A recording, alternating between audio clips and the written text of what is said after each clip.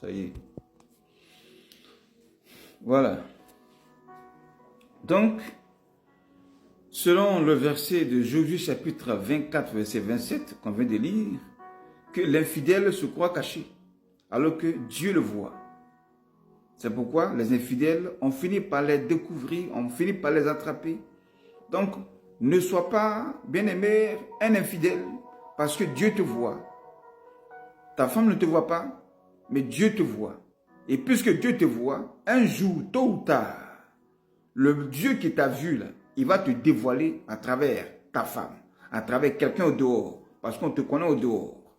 Si ta femme ne t'a pas attrapé avec le téléphone, ou bien dans ta poche, avec un préservatif, ou bien le ticket d'un hôtel, dans ton téléphone, ta femme ne t'a pas attrapé, quelqu'un va t'attraper au dehors, parce qu'on te connaît au dehors, et on sait que tu es marié.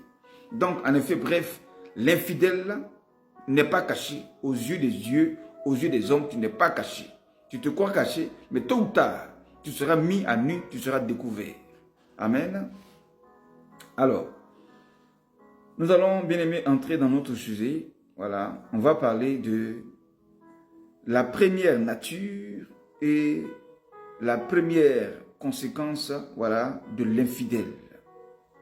Voilà, la première nature et la première conséquence de l'infidèle. Alors, première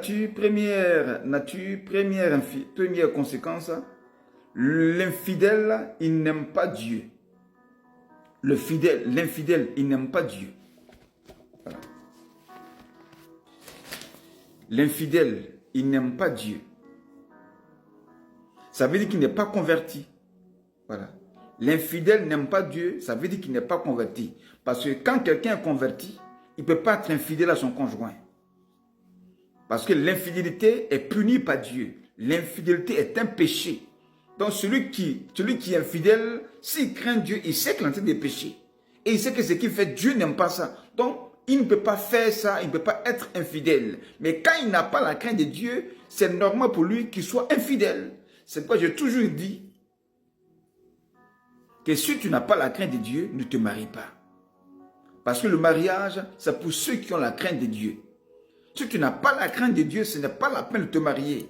Parce que si tu n'as pas la crainte de Dieu que tu te maries, le jour où tu seras tenté par une femme, bien par un homme, tu vas chuter, tu vas tomber, tu seras infidèle.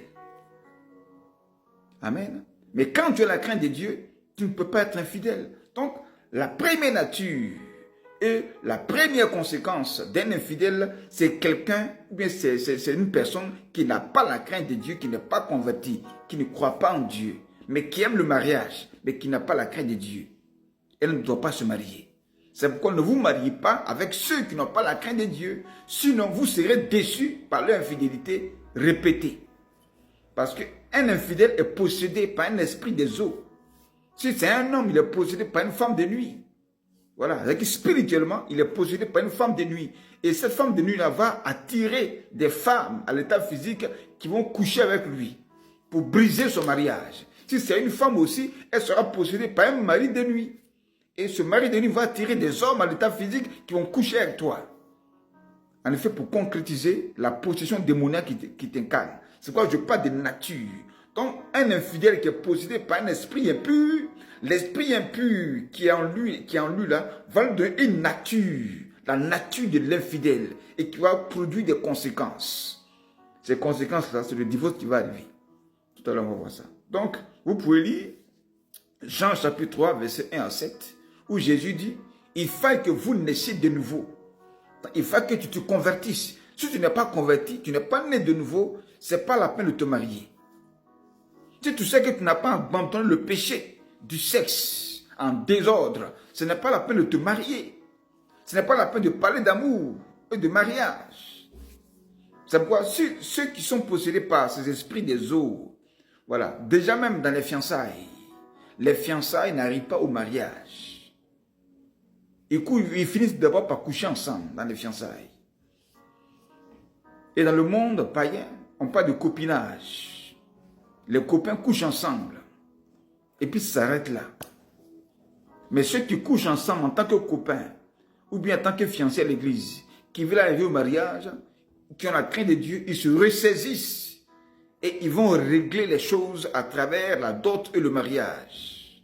Là, maintenant, vous rentrez dans la crainte de Dieu pour ne pas tomber dans l'infidélité, dans le désordre sexuel. Vous pouvez lire encore 2 Corinthiens 5, verset 17. Voilà.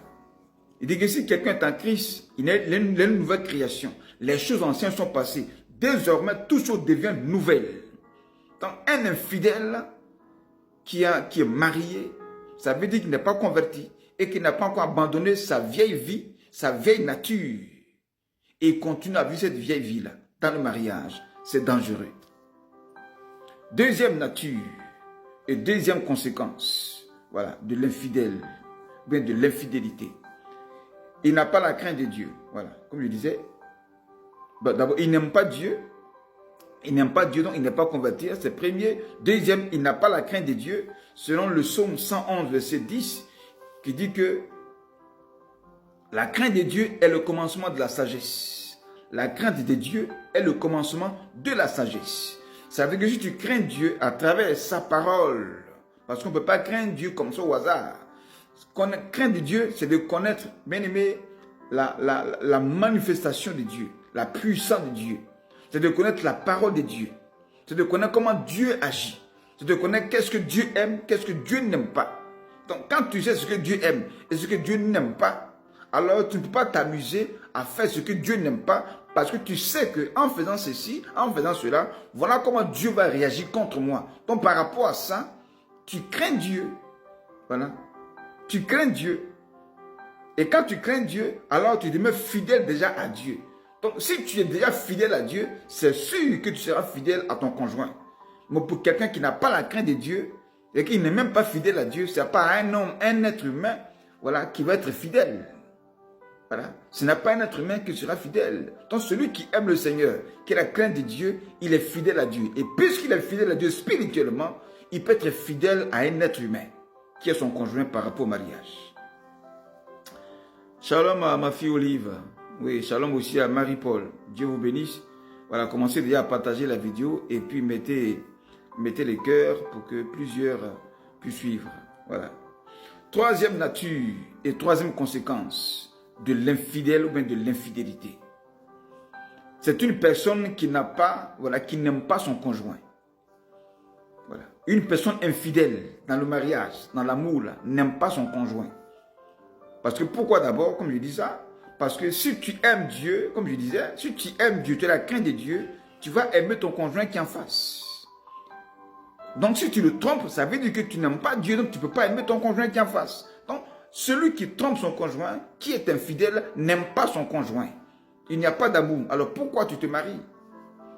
Si tu vas te marier pour être infidèle, ça veut dire que tu n'aimes pas ton conjoint. Alors pourquoi tu te maries? Mais pourtant tu as dit devant tout le monde, devant les parents par rapport à la dot, que je l'aime. Tu as dit oui. À la mairie, tu l'aimes. Tu as dit oui. À l'église, tu dis tu l'aimes. C'est pourquoi tu as dit oui. Maintenant, après, tu vas le tromper. Pourquoi? Ça veut dire que tu as joué à l'hypocrisie. Tu avais un cœur à double partage. Donc, un cœur partagé. Partagé entre le diable et les choses du monde. Donc, l'homme étranger, la femme étrangère et ton conjoint qui est en face. Donc, la troisième nature et la troisième conséquence de l'infidèle ou de l'infidélité, c'est une personne qui n'aime pas son conjoint. Ça veut dire que si tu l'aimes, tu ne peux pas le tromper. Quatrième nature et quatrième conséquence d'une personne infidèle, c'est une personne qui n'a pas de respect pour son conjoint. Tu n'as pas de respect pour ton conjoint. Pourquoi? Parce que Dieu lui-même, là, tu n'as aucun respect pour lui. C'est pourquoi tu ne l'aimes pas, tu ne le crains pas et tu pêches. Et puisque tu n'as même pas la crainte de Dieu, hein, et tu fais ce qui est contre la volonté de Dieu, c'est normal aussi que tu n'auras pas de respect pour ton conjoint qui est en face. Donc un infidèle, être infidèle à son conjoint, c'est lui manquer de respect. C'est comme s'il n'existait pas. C'est comme si tu n'étais pas marié. C'est comme si tu étais encore célibataire. C'est pourquoi tu continues à vivre une telle vie. Ça, c'est un manque de respect. C'est une frustration. On va finir la deuxième vidéo de TikTok et puis on revient. Voilà.